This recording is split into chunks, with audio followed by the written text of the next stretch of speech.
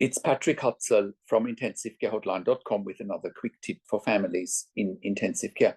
Today I have an email from Corey who says, "Hi Patrick, if a doctor calls you to tell you that your brother is critically ill, does that mean he's going to die?"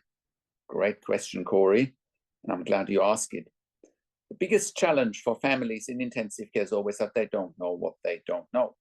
They don't know what to look for. They don't know what questions to ask. They don't know their rights, and they don't know how to manage doctors and nurses in intensive care. And once again, that is exactly what you're up against.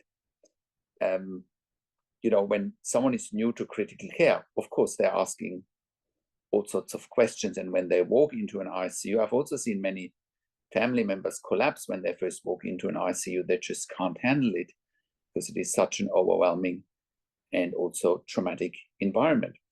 In any case, what intensive care teams don't tell families in intensive care is that approximately 90% of intensive care patients survive, right? So that means 90% of patients that go into intensive care out of 100% survive their stay in intensive care. Now,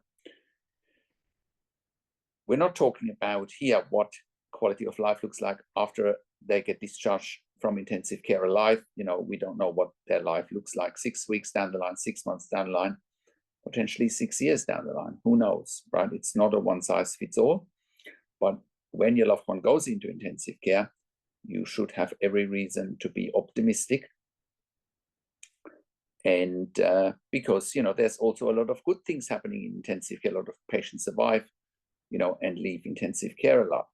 So it is really important that you understand the ins and outs of intensive care, which 99.9% of families don't understand. And you're here now to get a crash course at intensivcarehotline.com, because you got to learn fast when you have a loved one in intensive care, so that your loved one gets best care and treatment, and so that you can make informed decisions, have peace of mind, control, power, influence, making sure your loved one gets best care and treatment. So your question is a very broad one. However, I know a lot of families in intensive care ask that very question, maybe not publicly. They probably ask it to themselves, not really understanding what the odds are, what treatment options there are. They're absolutely flying blind when they have a loved one critically ill in intensive care. And there's no need for it, no need for you to fly blind, because you get all the help you need here at intensivcarehotline.com. I have worked in critical care for nearly 25 years in 3 different countries, where I also worked as a nurse manager for over 5 years. And we've been consulting and advocating for families in intensive care since 2013. And I can very confidently say here that we have saved many lives in intensive care with our consulting and advocacy. And you can verify that on our testimonial section or on our podcast section, where we have done client interviews. So going into intensive care or into critical care is absolutely not a death sentence, assuming intensive care teams are doing the right things and give your loved one, in your case, your brother, enough time to recover. And they're giving your brother all the right care and treatment.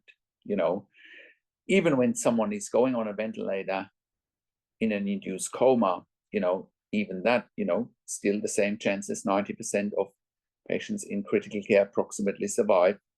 Whilst, it can be a shock for families when they see their loved one on a breathing tube in an induced coma, potentially having a tracheostomy, can be very daunting, very overwhelming, very frightening. But, it's a case of you doing your own research. It's a case of you asking the right questions. It's a case of you holding intensive care teams accountable for their actions. And because when you have a loved one in intensive care with a critical illness, you can't afford to get it wrong, because it's a once-in-a-lifetime situation that you cannot afford to get wrong. And that's why we help you here at Intensive Care Hotline. We handhold you through the process. When you have a loved one in intensive care, we help you to ask the right questions. We help you by reviewing medical records, for example. We help you by talking to doctors and nurses directly. and asking the questions that you haven't even considered asking, but must be asked when you have a loved one critically ill in intensive care. Now, because we do get so many questions from families in intensive care all around the world, that's why we created a membership for families of critically ill patients in intensive care. And you can become a member if you go to intensivecarehotline.com and you click on the membership link, or you go to intensivecaresupport.org directly. In the membership, you have access to me and my team 24 hours a day in membership area and via email, and we answer all questions intensive care related.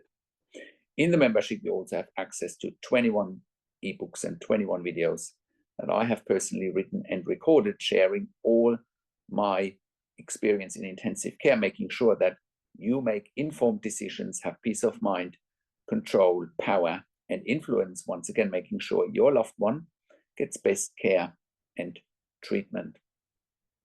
I also do one-on-one consulting and advocacy over the phone, Skype, Zoom, WhatsApp, whichever medium works best for you.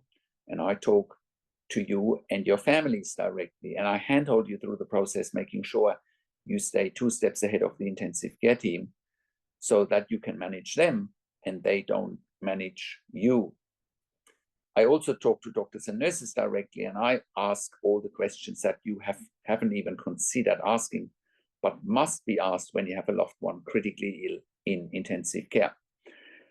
I also represent you in family meetings with intensive care teams. We also do medical record reviews in real time so that you can get a second opinion in real time. We also offer medical record reviews after intensive care if you have unanswered questions, if you need closure, or if you are suspecting medical negligence. And all of that you get at intensivecarehotline.com.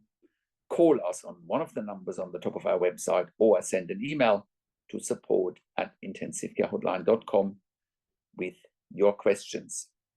And if you like my videos, subscribe to my YouTube channel for regular updates for families in intensive care.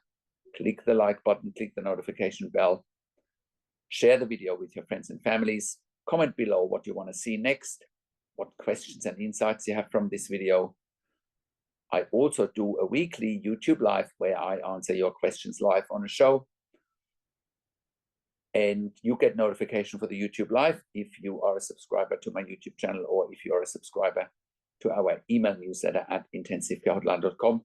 If you want to make a small donation, click the super chat button and I will get to your video very quickly, because I've got a big backlog of emails that I'm going to answer here on my videos, but they're months behind. I think this email was from March this year. We are now at the end of June.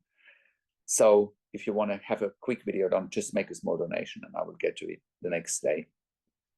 Thank you so much for watching. This is Patrick Hutzel from intensivecarehotline.com, and I will talk to you in a few days. Take care for now.